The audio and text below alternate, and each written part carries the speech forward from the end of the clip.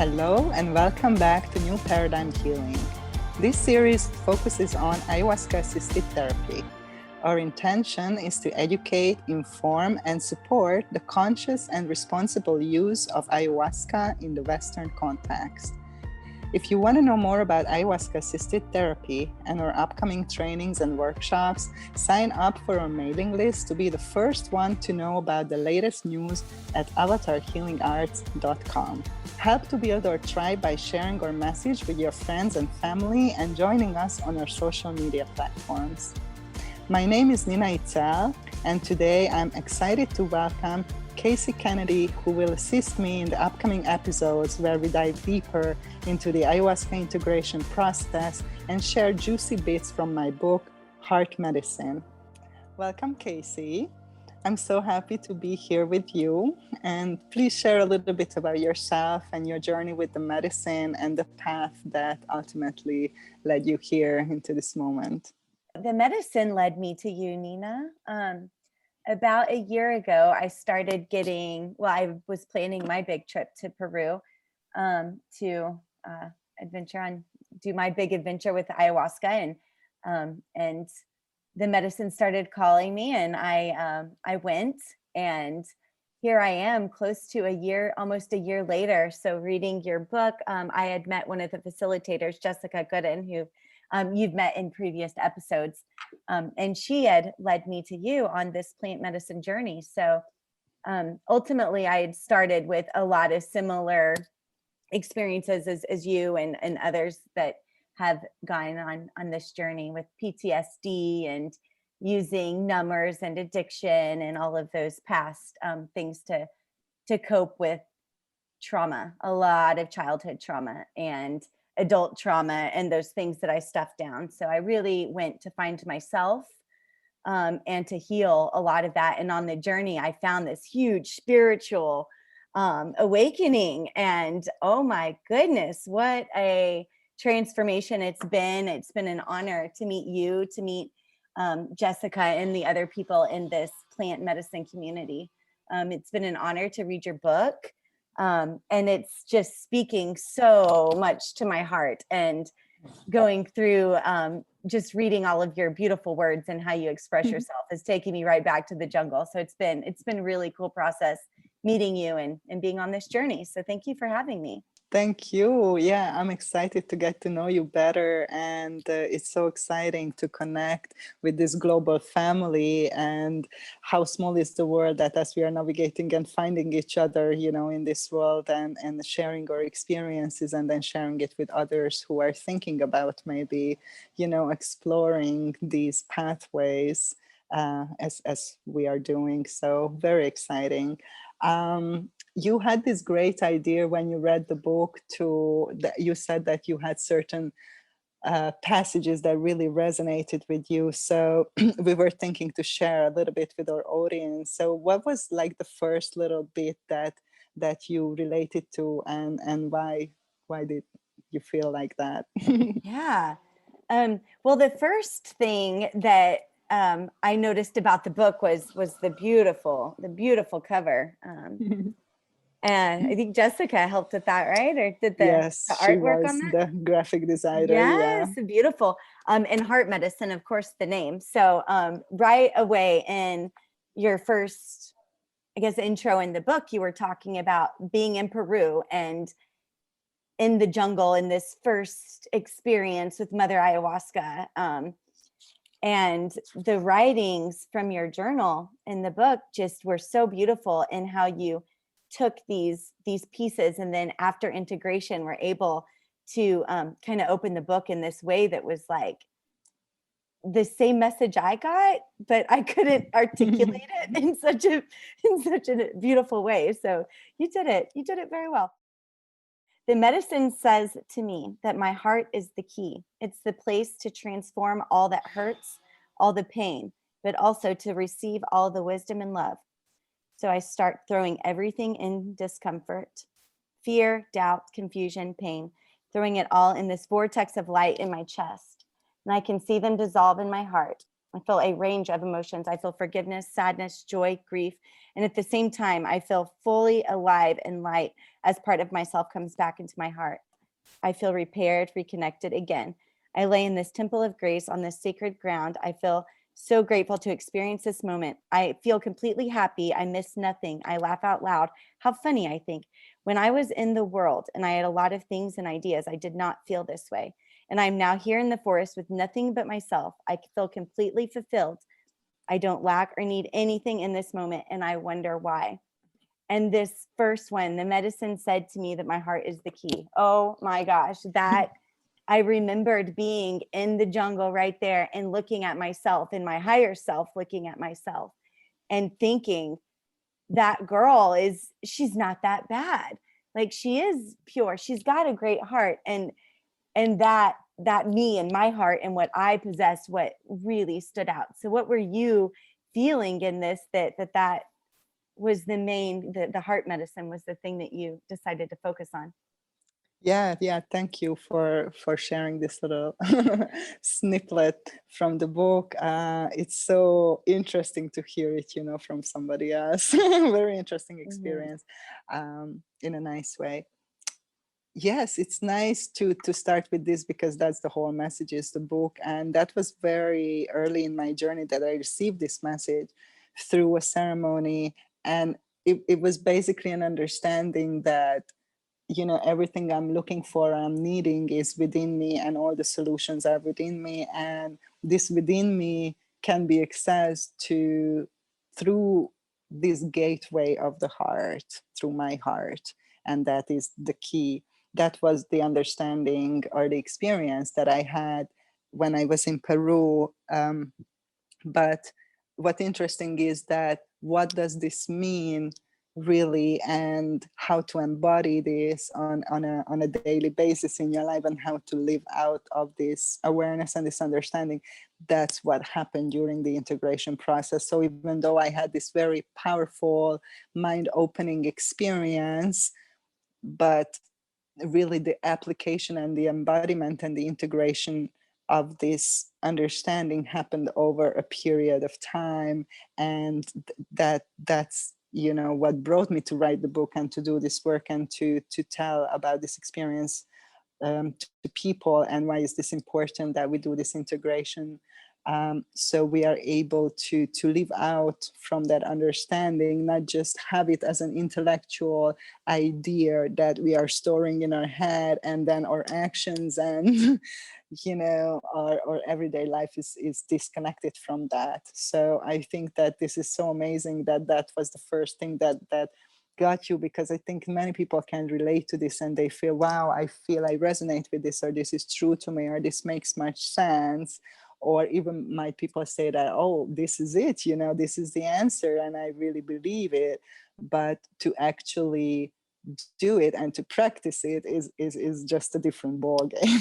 We're going to talk about that. So how was your experience with this, that I mean, the understanding that you had in the ceremony versus the application of that, like, Right. afterwards? Right. Well, like you said, the ceremony is very different. So when I came out of mine, I was like, what was that? Like, I really didn't know what was going on. Trying to unravel it just takes time and work. And I think, I know you and Jessica in the past have gone over like a lot of the myths and stuff on, you go to these ceremonies and then everything's fixed and fine. And you don't think about the influences when you come back. You don't think about the support. You don't think about maybe having a coach or somebody that can help, guide you. I didn't have the experience of like having that month or that time. I kind of came right back into work, and it threw me into a giant shock where I had to really step away for months, my family, my friends, because I was so sensitive and I didn't know what I wanted. I didn't know what I was feeling, really confusing. Because I really didn't expect all of these challenges internally. But when you decide to change the entire direction of your life, I don't know what else I expected. And to do a medicine with that huge heart connection, I just didn't have the knowing of what to expect. right? Mhm. Yeah, I think that is such a good point that you are making, and I want to talk a little bit more about that. That what happens, after the ceremony, that a lot of people decide to travel somewhere to do a retreat or to do a ceremony, and maybe even travel out of the country. So we're going to most talk about this scenario when people travel to a retreat or to, you know, just a place to do the medicine work, and then they go back home. So the program that I'm running right now, when people come to Mexico to work with the medicine, they stay here for a month. So, and that includes when they are participating in the ceremony, and they stay here after the ceremony for about 3-4 weeks before they go back. And I explain to people that think about it in a way then when you have a physical operation, you have a hip replacement, okay? And you go into a hospital to have a hip replacement. And then the next day, you wake up from the operation, and then you pull all the tubes out and everything, and you hobble out, and you are like, bye, I'm fine. I'm going back home. I'm going back work. And it's like, what are you doing? So I think it's a good metaphor to show people, the magnitude what is happening. And just because this is not so much a physical process, or not necessarily, it can be also very physical, but not necessarily. It's more like mental, emotional, spiritual kind of transformation. um, Therefore people are forgetting this part, that they are in an energetic operation. And as you would do after any kind of intervention, serious intervention or operation, you would rest. You would not work. You would withdraw and stay at home and rest, and take some time to recover before you go out into the world. So this always comes up for people who are not aware of this aspect, that they return quite straight after the ceremony, or shortly after the ceremony, to their usual or normal everyday environment. And it is a shocking experience, not just because their perception has changed and they coming from a different place and they are looking with different glasses, if you like, but also because just they are not resonating with the same energies anymore, and they have this big contrast in terms of experience that is pointing out more what they do not like or do not desire anymore. So I certainly experienced this culture shock, even though I didn't return to kind of civilized society for a couple of months. After Peru, I was in Costa Rica, I was in the jungle, and it was like many months before I went actually to the United States and traveled back. And even that time, it was a shocking experience for me. So I think you also found a passage about this with the book Yeah. that's really, connects to this. Like, Yeah. how was that experience? You want to read that? Everything happened so fast. I felt like sitting on a roller coaster, not seeing what is yet to come. I felt anxiety, sometimes total desperation. Then anger burst out of me. I fell into awe and grace. I felt in peace. And so it goes on, almost like a display of raw emotion expressed with intensity, like waves of the ocean washing over me. Mentally, I felt mostly out of my mind and hard to think or focus. I can relate. People and noise disturbed me so much, like little arrows, and I feel them in my being intensified. Thoughts scattered around, flown away, confusion, struggling to make sense of my reality. My body is heavily told I lost weight. I'm exhausted. My digestion is out of order. My system struggling to fight infections and regain optimal health. Why did I do this to myself? And what is happening exactly? When I read this, and people were asking me about my experience, like, why would you do that? What? Why? And explain that roller coaster ride in this integration process. I mean, I think you can also, you said you can relate to this. I'm excited, your perspective and all the other people, but definitely in the integration, one of the elements that we always point out is about like emotional release, like part of the healing process is to process, unresolved trauma and to integrate that.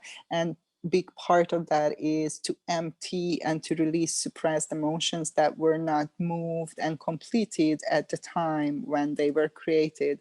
So 100% of the cases that I am aware of, after the ceremony, these emotions come up in order to release. Like when people don't understand this, it is much more difficult to deal with this situation, because you are naturally in resistance to feel something uncomfortable. And then when you resist it and you want to stop this completion process, then you kind of stuck in there, because naturally it wants to come up and release and clear out. So then you can be in this intensity, stuck for a while in this discomfort, and it's part of the processes and the integration and the healing process is to learn to navigate emotional states and how to feel and how to process emotions and how to navigate these emotional states.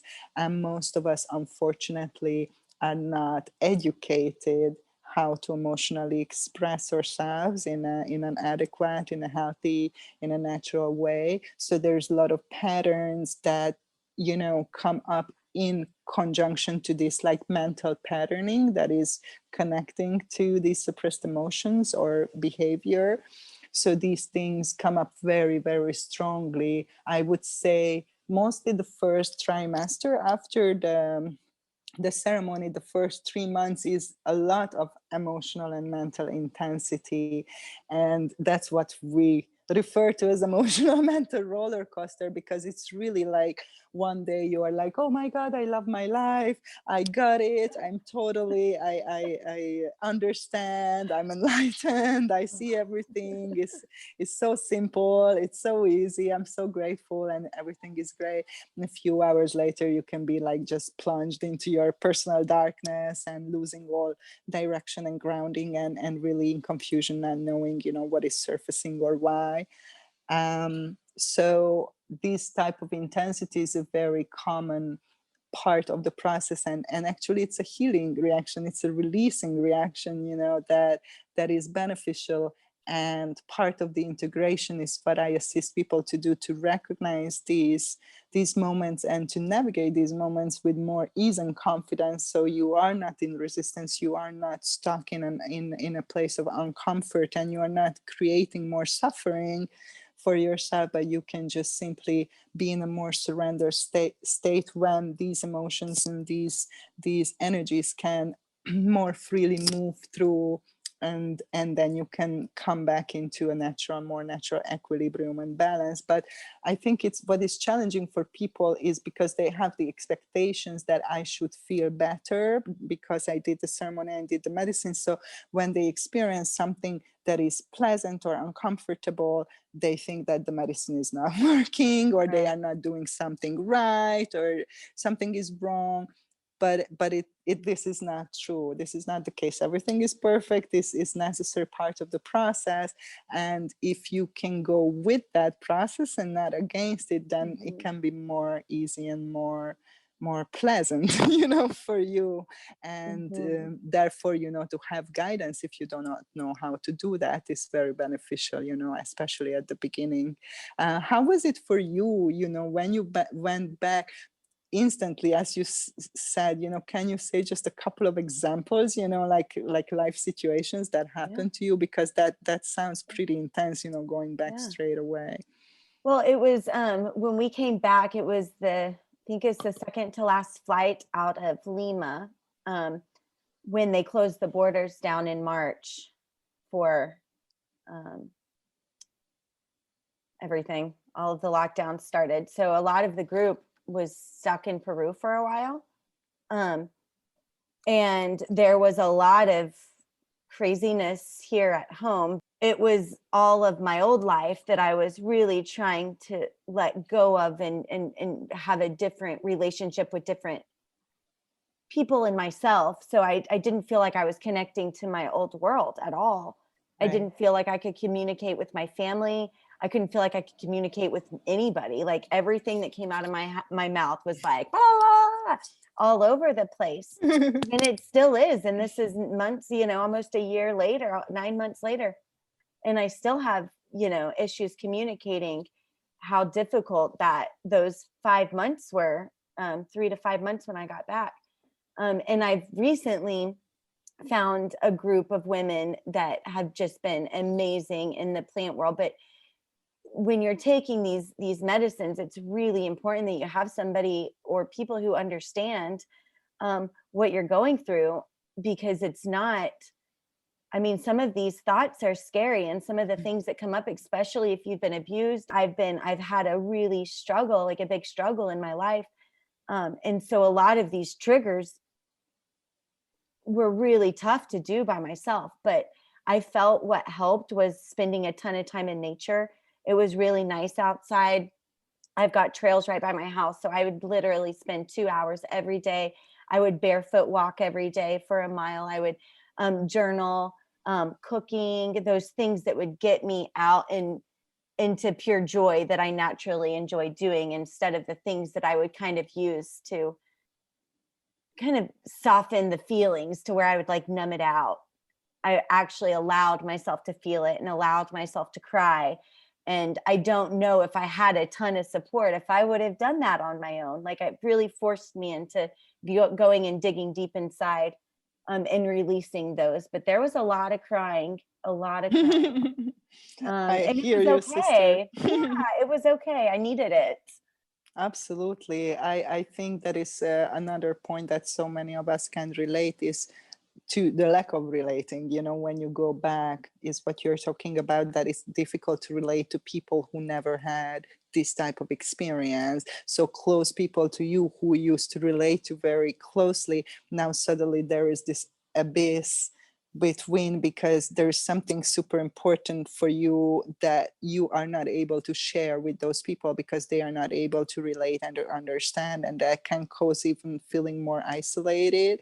And I totally agree that support, may that be sisterhood or other people with similar experiences, professional support like any kind of therapy or healing modality that can assist you, is so important to navigate, this period when you are relearning to relate in a different way. That is what's happening. So you will recreate these relationships, maybe not all of them, but most of them, with close people, and they will change. But that takes a little time, and that kind of support network at the same time that is present for you and that helps you to relate as well, and not feel that you are completely nuts now because nobody gets you and you just things don't make sense to you anymore either. Right. So yeah, I think that is a very important aspect. And for closing, is just what you mentioned. I think this is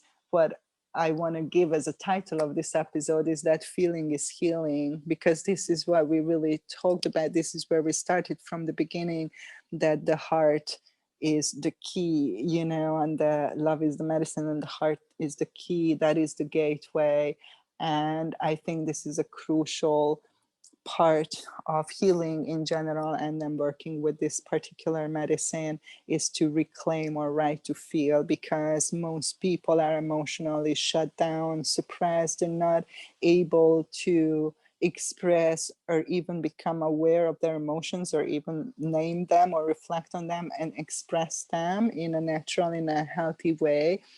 And this emotional disconnection prevents you from spiritual growth, because you access the spiritual realms through the heart, through the feeling, not through the mind, not through the to the mental body. So I think this is such a crucial part of healing, is this reclaiming this right to feel, this opening our heart, is allowing ourselves to feel all that emotions and to experience them and to express them and to learn. Like children, look at children, they are very natural in their emotional expression, they are very present, and therefore whatever they feel they express, and then move on with no residue left in them that they have to deal with later, until they learn not to express. you know. So I think that's the message that I want to point out today, that feeling is healing, and we definitely can relate to what does that mean, you know, when you work with this medicine, and how you pass through that emotional roller coaster. So yeah. Thank you so much for allowing me to be a part of this. This is so exciting for me. Thank you, sister. I'm Thank usually you for on being that here. side. Yeah. And co-creating this Absolutely. together. I'm really, really excited. Next episode, we're going to go deeper into the integration and different milestones that we all encounter throughout this journey, and share some more little pieces from the book. Stay tuned for the next episode, where we go deeper into the healing journey with the Mother Ayahuasca. And sign up for a mailing list to stay up to date about our projects and trainings at avatarhealingarts.com.